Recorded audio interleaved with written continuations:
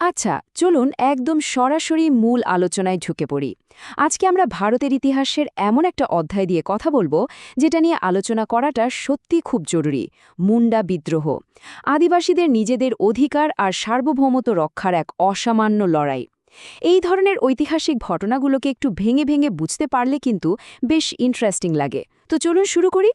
জমি, মর্যাদা এবং স্বাধীনতার এক অত্যন্ত গুরুত্বপূর্ণ লড়াই। কথাটা শুনতে খুব সাধারণ মনে হলেও একটু ভেবে দেখুন তো, এটা কিন্তু শুধু কোনো ইতিহাসের পাতায় লেখা সাধারণ ঘটনা ছিল না। এটা ছিল দেওয়ালে পিঠ ঠেকে যাওয়ার পর টিকে থাকার এক আপোষহীন সংগ্রাম। নিজেদের অস্তিত্ব, প্রতিদিনের জীবন আর সম্মান, এই সব কিছুই কিন্তু এই লড়াইয়ের সুতোয় শক্ত করে বাঁধা ছিল। এবার একটু পেছনের দিকে ফেরা যাক, মানে একদম বাস্তব প্রেক্ষাপটটায়। এই পুরো বিদ্রোহের কেন্দ্রবিন্দু ছিল ঝাড়খণ্ডের ছোট নাগপুর অঞ্চল। সময়টা খেয়াল করুন, ১৮৯৯ সালের আগে থেকেই কিন্তু জমি আর ট্যাক্স বা কর নিয়ে ভেতরে ভেতরে একটা চাপা ক্ষোভ জমতে শুরু করেছিল। আর সেই ক্ষোভটায় ১৮৯৯ সালে একেবারে দাবা নলের মতো ছড়িয়ে পড়ে। শুরু হয় ঐতিহাসিক বিদ্রোহ। যদিও ১৯০০ সালের মধ্যে এই আন্দোলনটাকে একরকম জোর করে থামিয়ে দেওয়া হয়, কিন্তু এই ছোট্ট সময়কালটাই ভারতের ইতিহাসে একটা বিশাল বড় দাগ কেটে দিয়ে যায়। আর এই মুন্ডা বিদ্রোহের কথা উঠবে, অথচ একটা বিশেষ নাম আমাদের মাথায় আসবে না, তা তো হতেই পারে না। নামটা হলো বিরসা মুন্ডা। উনি ছিলেন আদিবাসী সমাজের এমন একজন অপ্রতিদ্বন্দ্বী নেতা, যিনি একেবারে সামনে থেকে দাঁড়িয়ে এই পুরো বিদ্রোহের নেতৃত্ব দিয়েছিলেন। তার সেই অদম্য সাহস আর দূরদর্শিতাই বলতে গেলে এই আন্দোলনের মূল ইঞ্জিন হিসেবে কাজ করেছিল। নেতার কথা তো আমরা জানলাম, কিন্তু এখানে সবচেয়ে বড় প্রশ্নটা কি জানেন? প্রশ্নটা হলো, মুন্ডা বিদ্রোহ আসলে কেন হয়েছিল? মানে হঠাৎ করে তো আর একদিন সকালে উঠে কেউ বিদ্রোহ করে বসে না, তাই না? এর পেছনে নিশ্চয়ই দীর্ঘদিনের কোনো জমে থাকা রাগ বা ক্ষোভ ছিল। আসুন সেই আসল কারণগুলো একটু খুঁটিয়ে দেখা যায়। তো মূল কারণগুলোকে আমরা তিনটে ভাগে ভাগ করতে পারি। প্রথমত, ব্রিটিশ আর স্থানীয় জমিদাররা মিলে আদিবাসীদের নিজেদের জমি একেবারে গায়ের জোরে ছিনিয়ে নিতে শুরু করেছিল।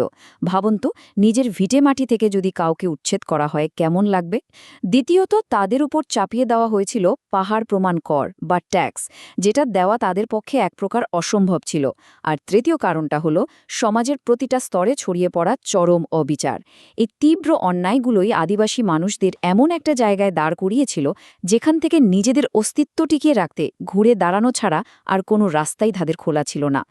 তাহলে এই বিদ্রোহের মূল উদ্দেশ্যগুলো কি ছিল?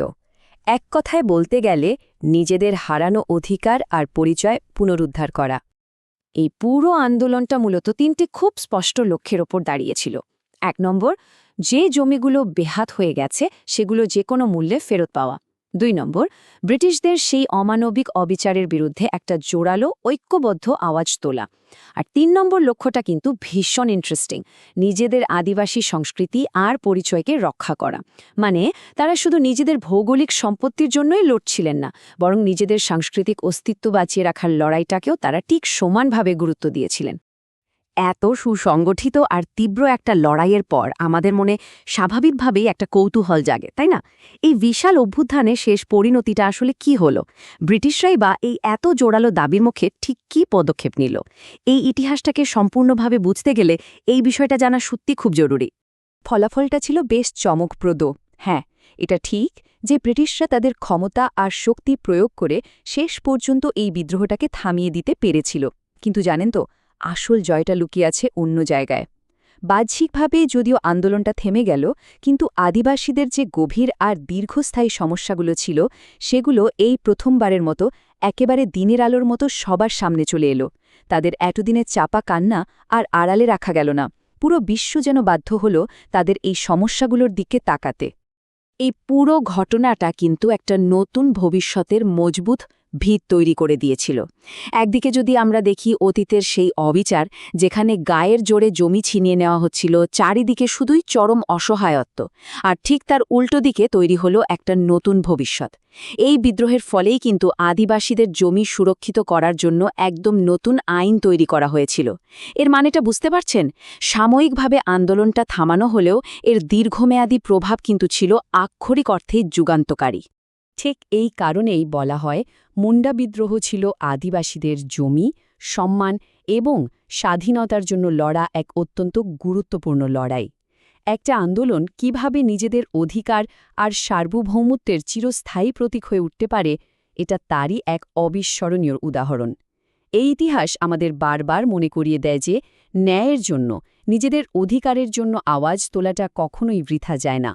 কিন্তু সবশেষে একটা কথা একটু ভেবে দেখার মতো, ১ শতাব্দীরও বেশি সময় আগে অধিকার আদায়ের জন্য যে আগুনটা জ্বলে উঠেছিল, আমাদের এই আধুনিক সমাজেও কি সেই একই লড়াই আজও প্রাসঙ্গিক নয়? একটু ভেবে দেখবেন।